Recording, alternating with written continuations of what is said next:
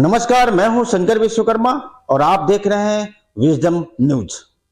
देश के सबसे बड़े इमाम यानी इमामों के संगठन के प्रमुख डॉक्टर उमर अहमद इलियासी और संघ प्रमुख मोहन भागवत की मुलाकात चर्चा का केंद्र बनी रही।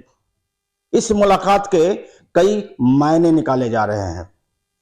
तुलसीदास से कृत रामचरितमानस की एक चौपाई कि जाकी रही भावना जैसी, हर मूरत देखी तिन तैसी, यानी जिसकी जैसी भावना होती है वो उन चौपाइयों का अर्थ उसी हिसाब से निकलता है।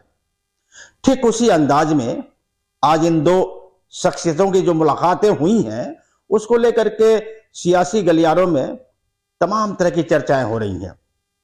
आइए इस पर एक विश्लेषण देखते हैं।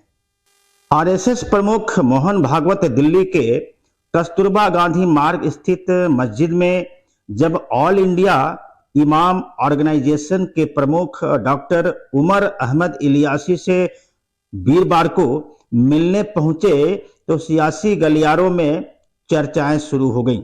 इस मुलाकात के कई मायने निकाले जाने लगे। मुलाकात भी बंद कमरे में तकरीबन 1 घंटे हुई। पूरे देश भर के लोग यह जानना चाह रहे हैं कि 1 घंटे तक इन दोनों बड़ी शख्सियतों के बीच क्या बातचीत हुई होगी। अब बातचीत का खुलासा तो हो ही नहीं सकता और हो सकता है कि कुछ बातें बाहर आ जाएं, लेकिन बातें वही आएंगी जिन्हें वो दोनों बताना चाहेंगे।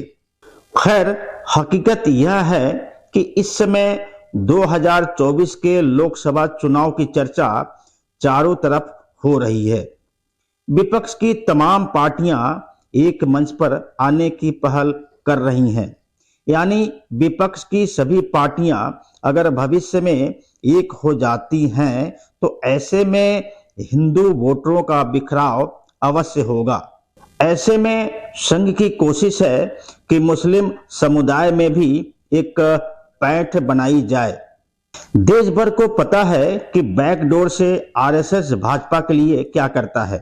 आज मोहन भागवत ने इमाम से मिलकर शायद यही बताने की कोशिश की होगी कि भाजपा और संघ मुसलमानों के खिलाफ नहीं है। वह देश में एक सांप्रदायिक माहौल बनाने की कोशिश कर रहे हैं। हालांकि कुछ दिन पहले ही मोहन भागवत ने 5 सदस्यीय मुस्लिम के बुद्धिजीवियों से मुलाकात की थी। हाल के दिनों में कुछ ऐसी घटनाएं हुई हैं जिससे देश भर में एक मैसेज गया है कि भाजपा मुसलमान विरोधी है। भाजपा को भी अच्छी तरह पता है कि उन्हें कुछ न कुछ पहल कर डैमेज कंट्रोल करना ही पड़ेगा, लेकिन सवाल इस बात का है कि इसकी पहल कौन करे। शायद आरएसएस प्रमुख ने इसकी जिम्मेदारी बखूबी निभाई। अभी तो मुलाकात ताजा हुई है। आने वाले वक्त में इस मुलाकात के और भी कई मायने निकाले जाएंगे।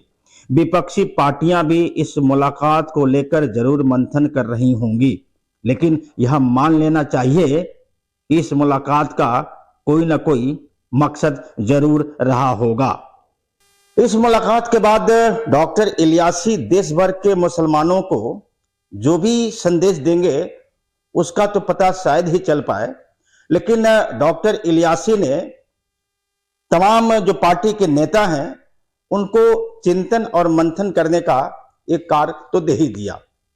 रही बात भागवत के मुलाकात करने की, इसका भाजपा को कितना फायदा होता है और जिस मकसद से उन्होंने मुलाकात की थी उसका कितना असर पड़ता है, ये तो आने वाले वक्त में ही पता चलेगा। नमस्कार।